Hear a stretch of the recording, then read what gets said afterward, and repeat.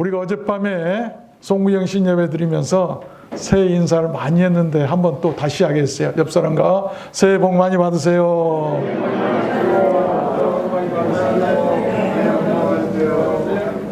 한번 따라서 해볼까요? 무엇을 위해 살 것인가? 저는 오늘 이런 제야의 말씀을 증거하려고 합니다. 성경은 우리들 인생에 대해서 여러 가지로 교훈을 하고 있습니다.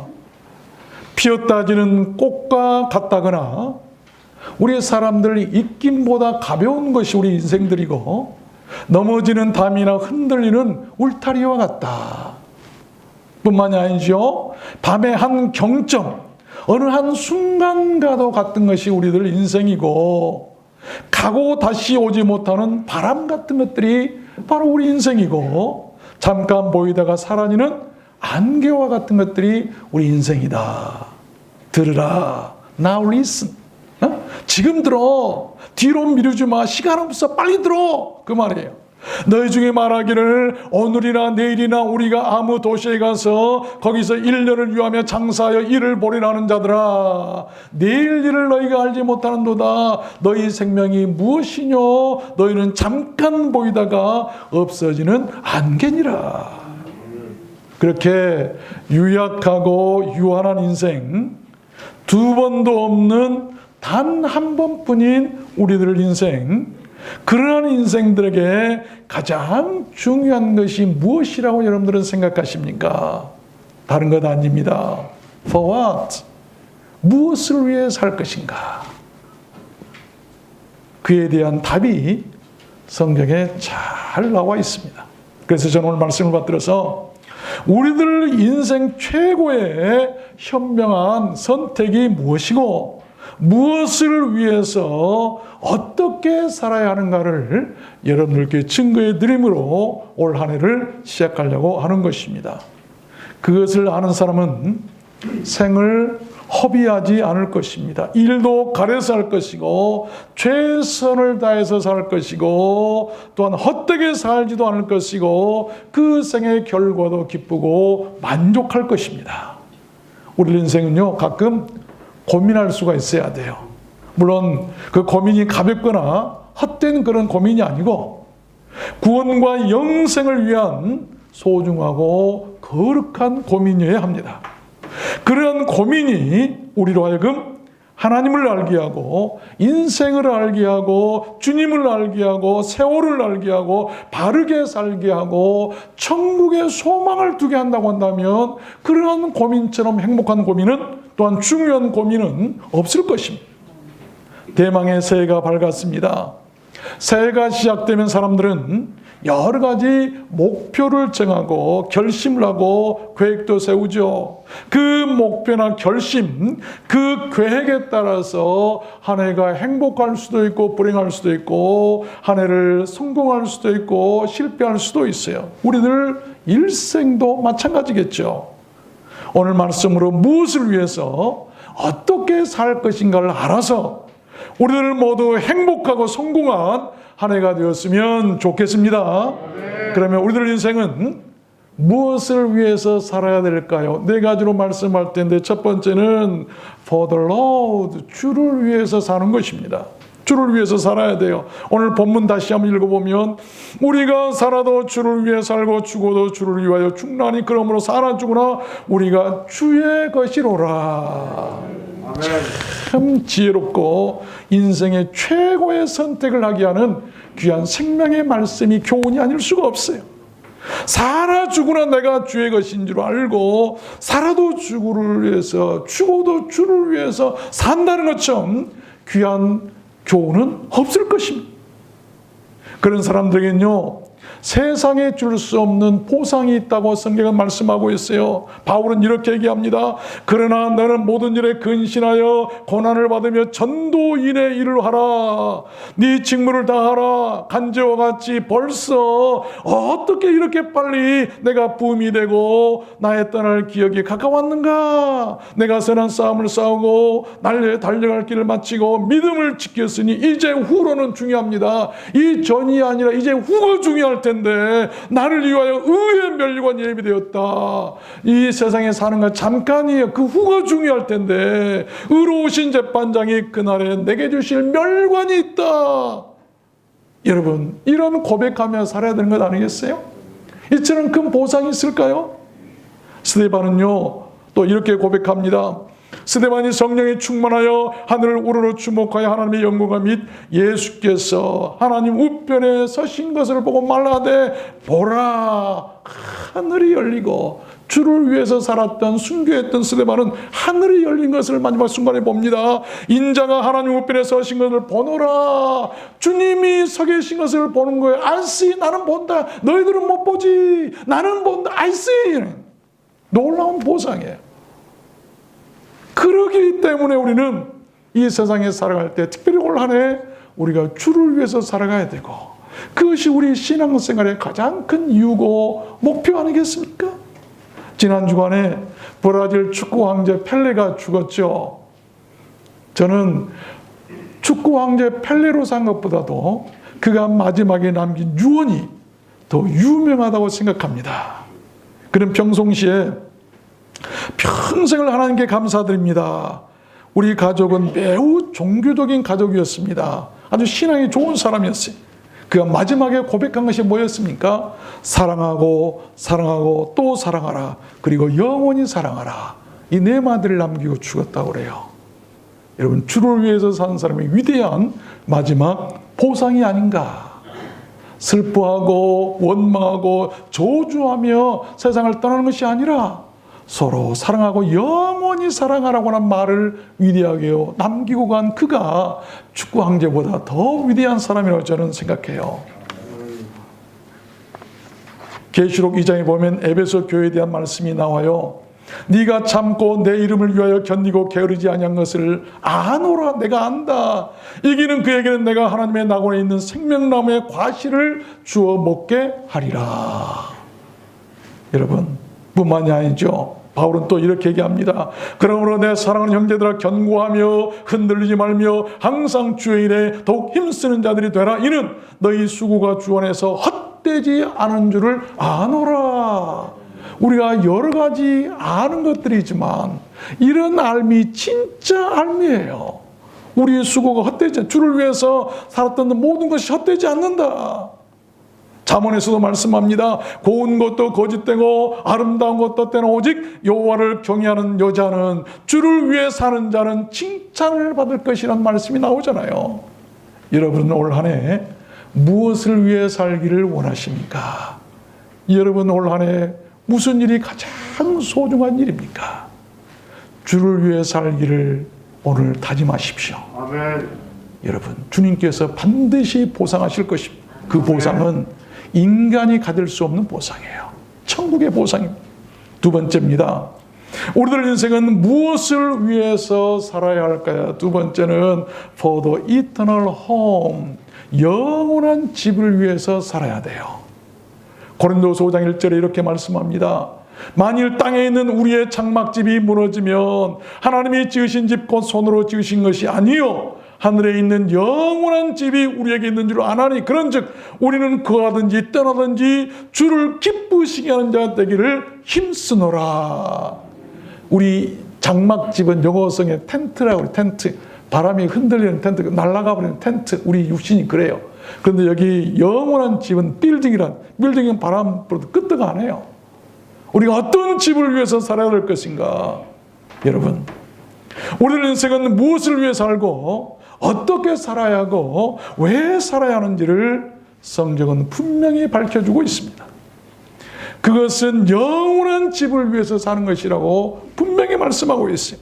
그러기 위해서는 거하든지 떠나든지 주를 기쁘시게 하는 자 되기를 힘쓰라고 하는 말씀. 어릴 적 우리는 동네 앞에서 공터에서 여러 가지 놀이를 하며 자랐어요. 지금은 애들 스마트폰만 있으면 정신없이 놀지만 우리는 그런 것이 없어서 동네와 공터에서 여러 가지 놀이를 하며 놀았어요. 시간 간 줄을 몰랐고요. 또한 어두워진 줄도 몰랐어요. 너무나 재미있었기 때문에. 그러다가 어느덧 해가 지고 저녁이 되면 집에서 부모들이 아이들의 이름을 부르죠. 누구야 누구야, 춘자야,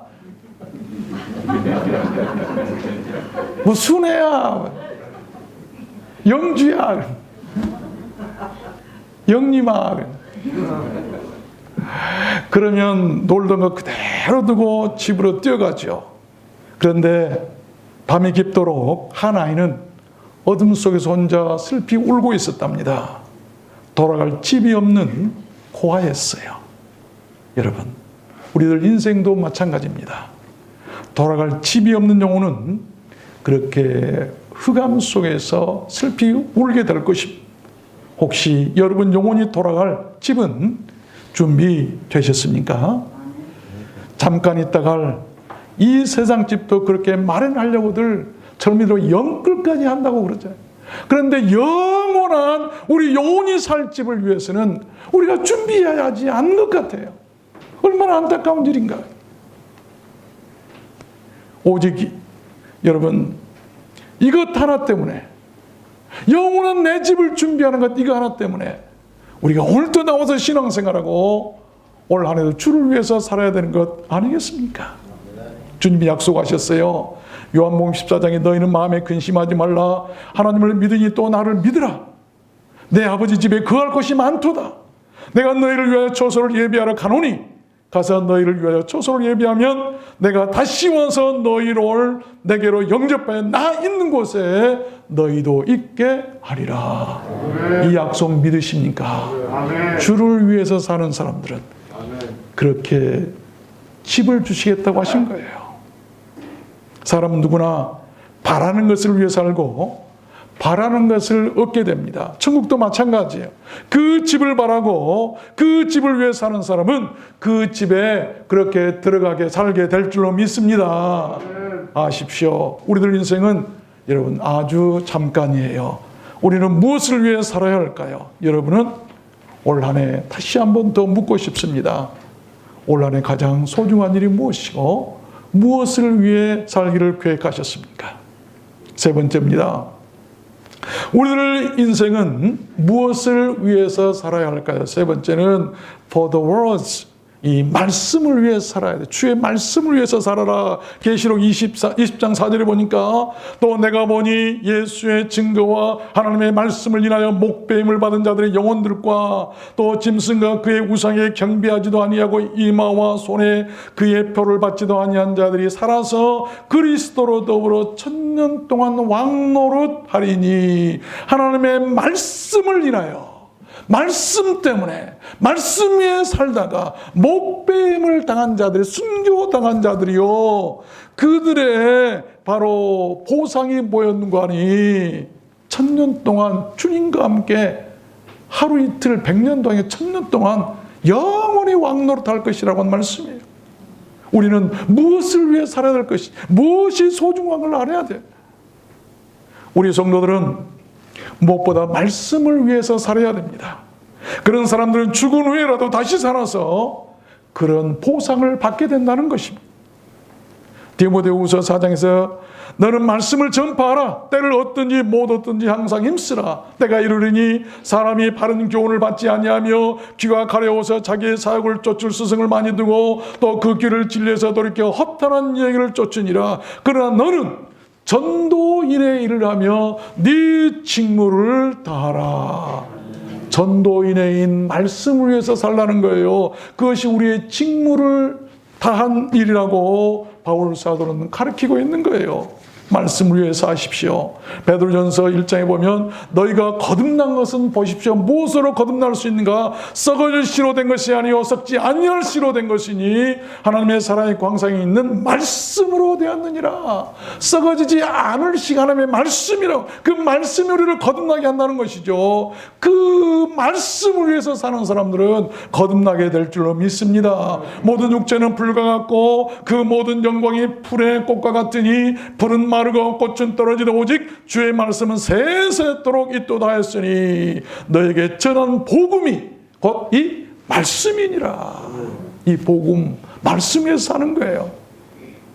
하나님의 말씀은 살았고 운동력이 있어 좌우의 날선 어떤 것보다 예리하여 혼과 영과 및 관절과 골수를 찔러 쪼개기까지 하며 또 마음의 생각과 뜻을 감찰하나니 말씀의 능력이죠. 여러분 말씀을 떠나지 마십시오. 그리고 말씀을 위해 사십시오. 그 말씀이 올 한 해 여러분 영혼과 육체와 마음과 생각까지도 찔러 쪼개 고치고 복을 주고 살게 할 줄로 믿습니다. 이 애언의 말씀을 읽는 자와 듣는 자들과 그 가운데 기록한 것을 지키는 자들에게 복이 있나니 때가 가까움이니라. 이제 때가 가까울수록 내가 천국에 가고 하나님께 갈 날이 가까움을 볼수록, 세상 종말이 가까움을 볼수록 우리는 말씀을 읽고 말씀을 듣고 말씀을 지켜야 한다고 지금 말씀하고 있는데, 그들이 복이 있을 것이라고 말씀하시는 거예요. 다시 말하면 복의 통로는 말씀이에요. 말씀. 시편 119편에도 이 말씀은 나의 곤란 중에 위로라. 주의 말씀이 나를 살렸음이라. 주의 말씀은 내 발의 등이요 내 길의 빛이니이다. 하나님의 말씀을 우리 인생 가는 길에 빛으로 삼고 등불로 삼는 사람은요, 곤란 중에 그 말씀이 와서 나를 위로해 줄 것이고 그 말씀이 나를 살렸다고 지금 고백하고 있잖아요. 말씀을 읽고 듣고 지키고 전하며 말씀 위에 사는 여러분 되시기를 바랍니다. 하나님께서 올 한 해, 아니 여러분의 일생을 복된 길로, 구원의 길로, 생명의 길로 인도해 주실 줄로 믿습니다. 마지막 네 번째, 우리 인생들은 무엇을 위해서 살아야 할까요? For the real foods, 참된 양식을 위해서 살아야 합니다. 요한복음 6장 21절에 썩는 양식을 위하여 일하지 말고 영생하도록 있는 양식을 위하여 하라. 이 양식은 인자가 너희에게 주리니, 주님께서 말씀하신 그 생명의 양식을 위해서 살라고 하는 것이죠. 양식. 우리의 인생은요, 먹고 돌아서면 배고프게 하는 썩을 양식보다는 이 영원히 배고프지 않게 하고 영생하도록 있는 참된 양식이 무엇인 줄 알고 그 양식을 위해서 살아야 돼. 그래야 멸망하지 않고 그래야 영생하기 때문 아니겠습니까? 한마디로 우리들 인생의 참된 양식은 죽은 자를 살리는 영혼의 양식을 말합니다. 그 영혼의 양식, 죽은 자를 살리는 영혼의 양식이 바로 예수 그리스도, 그분이 바로 육신을 입고 이 땅에 오심이 바로 여러분 복음이고, 그 살을 먹고 그 피를 마시는 자는 영생할 것이라고 말씀을 하셨어요. 약속을 하셨어요. 내가 곧 생명의 떡이니 내게 오는 자는 결코 주리 아니할 터이요 나를 믿는 자는 영원히 목마르지 아니하리라. 마지막 날에 다시 살리라. 다시 살 사람은 그 영원한 양식을 먹는 사람이에요. 그런데 요즘 교회에 영원한 양식이 없어요. 어떻게 그렇게 세상 썩어질 양식만 얘기하고 있는지 모르겠어요. 교회 간에 와서 말씀 들어보면 다른 아니겠습니다만 썩어질 양식 소식밖에 없어요. 내가 곧 생명의 떡이니 내게 오는 자는 결코 줄이지 아니할 터이요 나를 믿는 자는 영원히 목마르지 아니하리라. 마지막 날에 내가 다시 살릴 것이다. 그렇잖아요. 내 살을 먹고 내 피를 마시는 자는 영생을 가졌고 마지막 날에 내가 그를 다시 살리리니 내 살은 참된 양식이요 내 피는 참된 음료로다. 내 살을 먹고 내 피를 마시는 자는 내 안에 거하고 나를 먹는 그 사람은 나를 인하여 살리라. 이것은 하늘에서 내려온 떡이니 이 떡을 먹는 자는 forever 영원히 살리라. 영원히 살게 하는 그 양식을 먹어야 돼요. 형제들아, 내가 이것을 말하노니 혈과 육은 하나님 나라를 유업으로 받을 수 없고 또한 썩는 것은 썩지 아니할 것을 유업으로 받지 못하느니라. 보라, 내가 너에게 비밀을 말하노니 우리가 다 잠잘 것이 아니요 마지막 나팔의 순식간에 호련히 다 변화하리니 나팔 소리가 나매 죽은 자들이 썩지 않을 것으로 다시 살고 우리도 변화하리라. 아멘. 여러분, 영원한 것을 항상 선택하십시오. 아멘. 세상 떡은 잠시 허기를 채워주지만 그러나 곧 다시 실망시키고 우리를 배고프게 합니다. 우리가 취해야 할 양식은 영생하게 하는 참떡인 것입니다. 우리가 수고하성 여인과의 그 대화에서도 예수님께서 하신 말씀을 기억하죠. 이 물을 먹는 자마다 다시 목마르려니와 내가 주는 물을 먹는 자는 영원히 목마르지 아니하리니 나의 주는 물은 그 속에서 영생하도록 솟아나는 샘물이 되리라. 나의 양식은 나를 보내신 이의 뜻을 행하며 그의 일을 온전히 이루는 이것이니라. 여러분, 많은 설교를 듣고 많은 말씀을 들을 거예요. 그래도 배고프고 그래도 목마르다고 한다면 그 말씀에 문제가 있는 거예요. 내 자신도 문제가 있지만 그 말씀이 영생을 주는 말씀이 아니기 때문에 세상에 갈증나게 하고 배고프게 하고 목마르게 하는 그런 세상 것만 전하고 그런 세상 것만 들으니까 다시 갈증이 나고 그런 것 아니겠어요? 하나님의 말씀을 한 번만이라도 듣고요. 아, 내가 이제는 영혼이 살이 쪄서 내가 배불러서 만족하다, 감사하다, 기쁘다라고 고백해 본 적이 있으십니까? 말씀을 맺겠습니다. 그 청년 바보 의사라고 하는 책이 있어요. 33살의 나이에 갑자기 세상을 떠난 안수연이라고 하는 청년 의사 이야기인데, 그가 한경직 목사님 장례식 이후로 영락교회에서 가장 많은 조문객들이 몰렸다고 합니다. 그 조문객들 가운데 어떤 할아버지는 그 영정사진 앞에서 울먹이면서 이런 말을 했다고 그래요. 나는 이 청년 의사가 근무했던 병원 앞에서 구두를 닦던 사람이었습니다. 이 청년은 구두 닦을 일이 없으면서도 괜히 와서 구두를 닦고 필요 없이 더 많이 돈을 주고 내 손을 만지면서 할아버지 춥지 않으십니까? 식사는 하셨습니까? 외로우시면 하나님을 믿으세요. 하나님이 할아버지를 사랑하시거든요. 그러면서 예수님을 소개해주고 나를 붙들고 기도해주곤 했습니다. 또 어떤 한 아주머니는 오열하면서 이런 말을 했답니다. 나는 이 의사가 근무하던 병원의 세탁부입니다. 내가 세탁 카트를 끌고 갈 때 아무도 나에게 관심을 가진 사람이 없었습니다. 그런데 이 의사는 나를 볼 때마다 걸음을 멈추고 그냥 지나치는 법이 없었습니다. 아주머니, 천천히 하셔도 돼요. 요즘 얼굴이 참 안 좋으시네요. 어디 아프십니까? 그러면서 약도 갖다 주고 나를 위해 기도해 주시고 하나님의 사랑을 전해 주었습니다. 그러면서 엉엉 울었다는 거예요. 그가 쓰는 모든 메일의 끝말에는 예수님의 스티그마 안수연이란 그 말을 썼다고 그래요. 자신이 예수님의 흔적으로 산다는 것이죠. 예수님이 바울이 그랬잖아요. 나는 예수의 흔적을 가지고 있다. 고난의 흔적이죠. 저는 이 글을 읽다가 눈물이 왈칵 쏟아졌어요. 이야, 예수 흔적으로 산다는 것. 예수 흔적으로 산다는 것. 그렇게 예수님의 흔적으로 살기 원했던 그 청년 의사는 예수님과 똑같은 나이인 33살에 세상을 떠났어요. 그러나 그가 떠난 후에도 그가 살았던 예수님의 흔적으로 많은 사람들이 변화를 받고 예수를 믿었다고 합니다.